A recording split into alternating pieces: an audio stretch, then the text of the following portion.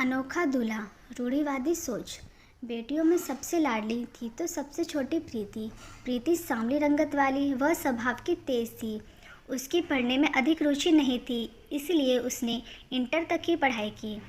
पर वह दिमाग की बहुत तेज थी। सांवली रंगत और कम पढ़े लिखे होने के कारण उसके माँ बाप को उसकी शादी की बहुत चिंता रहती थी और रामबीर बाबू को दामाद भी सरकारी चाहिए था। जो भी प्रीति को देखने आता उसकी सांवली रंगत और कम पढ़े लिखे होने की वजह से उसे नापसंद कर देता। एक दिन व्यापार के सिलसिले में रामबीर बाबू की मुलाकात राजेश जी से हुई। उनका एक ही बेटा था, वह भी सरकारी मास्टर। राजेश व उनकी पत्नी शांति दोनों ही लालची प्रवृत्ति के थे। बातों ही बातों में रामबीर ने राजेश से अपनी बेटी की शादी की बात कही। राजेश जी ने भी रामबीर के धन के किस्से सुने ही थे। बस फिर क्या था, बिल्ली के ख्वाब में छिचड़े। एक हफ्ते बाद राजेश बाबू अपने बेटे को शांति को लेकर रामबीर के घर पहुँचे।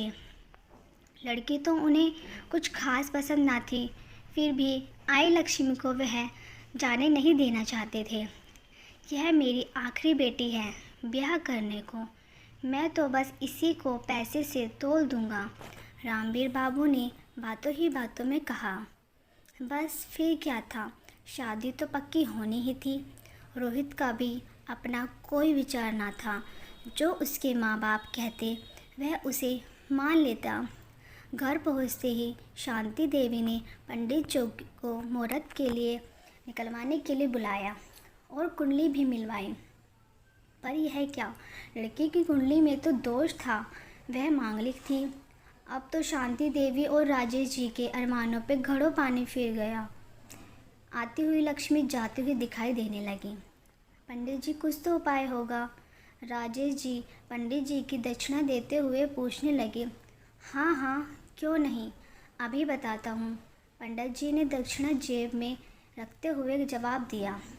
अगर लड़की का विवाह लड़के से पहले किसी कुत्ते से करा दिया जाए तो सारा दोष खत्म हो जाएगा। जो भी आज आएगी उस कुत्ते पर ही आएगी। बस फिर क्या था, शांति देवी ने उपाय सुनते ही सारा हाल प्रीति की माँ से कह दिया। कुत्ते से शादी। प्रीति की माँ और प्रीति दोनों ही इस बात के लिए तैयार ना थे। प्रीति जिद पर अड़ी थी, इससे अच्छा रिश्ता कहीं और नहीं मिलेगा क्या।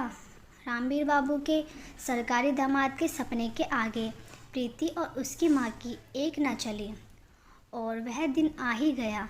प्रीति को दुल्हन की तरह सजाया गया। प्रीति मन ही मन बहुत दुखी थी।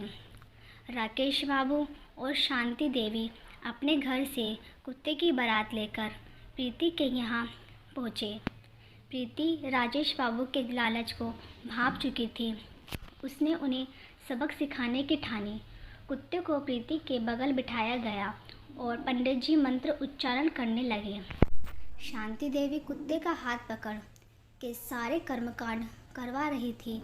विवाह संपन्न हुआ। खड़े होकर बड़ों का आशीर्वाद ले ले। जैसे ही पंडित जी ने यह कहा, प्रीति उठ खड़ी हुई, तपाक से बोली, अब मेरा पति यही कुत्ता है, अब मैं किसी और से विवाह नहीं कर सकती। शांति देवी राजेश बाबू सन्न रह गए। रामबीर बाबू भी हैरान थे। मैं ऐसा घर के शादी नहीं कर सकती जो दहेज के लालच में कुछ भी कर सकते हैं। प्रीति की इस हालत के जिम्मेदार न केवल राजेश बाबू शांति देवी थे, बल्कि उसके पिता भी थे, उतने ही जिम्मेदार थे। समझ गई थी वह, बस यह एक अंधविश्वास है और पैसों के लालची हैं।